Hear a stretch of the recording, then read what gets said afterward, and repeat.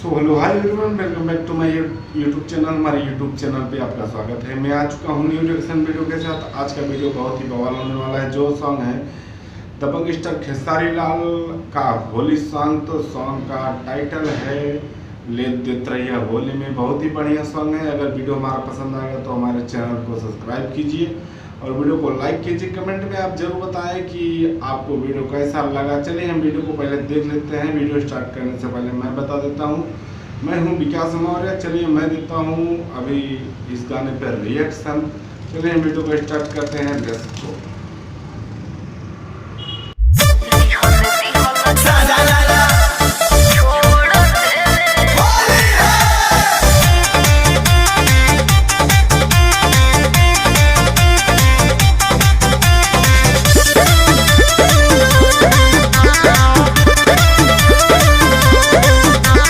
चढ़ते फागुनी तोहर भइल बियाह हो, असुभर होली करा दनिवाह हो।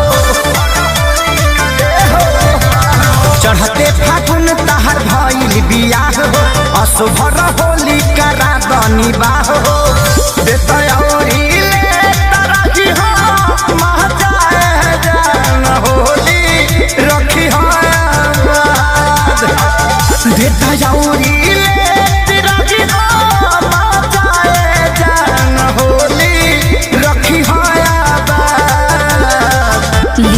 दिहल छोड़ दे बानी बाबू शादी भइला के बाद। दिहल छोड़ दे बानी बाबू शादी भइला के बाद।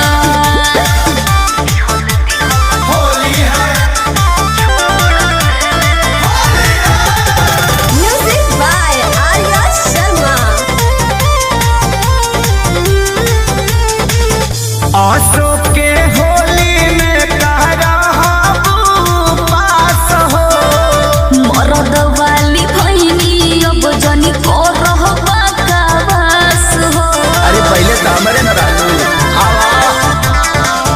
अशोक के होली में कहरा पास हो, मरद वाली भैनी अब जनी को रहबा का बस हो।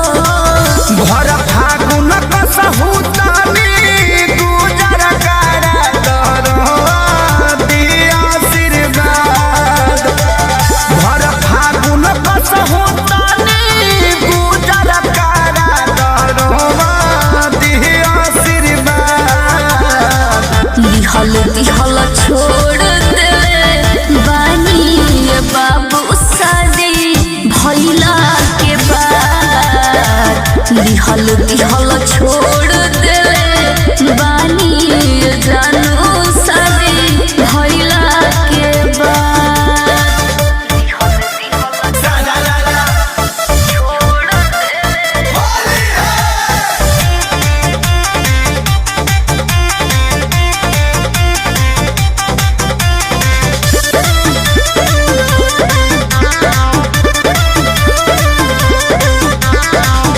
राजू खेसारी के जानी बन कर भकेंसी हो, खोज के हो दोसरा के हम भइनी लाइसेंसी हो। अरे डाल ले बेटा काहे चुना करत हरु।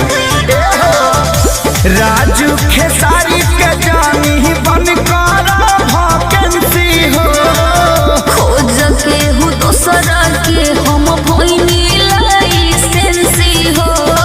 बीत जाई फागुन दोसार खोजत पातावत होली होई बारबार। बीत जाई फागुन दोसार खोजत पातावत होली होई बारबार। दिहल छोड़ दे बानी जरो शादी भइला के बाद।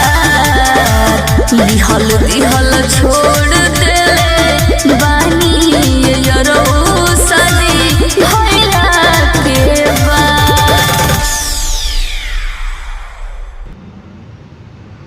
तो वीडियो आपको जरूर पसंद आएगा होगा। चलिए हम अगर वीडियो पसंद आया तो हमारे वीडियो को लाइक कीजिए। कीजिए और चैनल को सब्सक्राइब कीजिए। कमेंट में आप जरूर बताएं कि हमारा वीडियो कैसा लगा। अगर जिस वीडियो पे आपको रिएक्शन करवाना है तो आप कमेंट में ज़रूर लिखिए, हम उस पर रिएक्शन कर देंगे।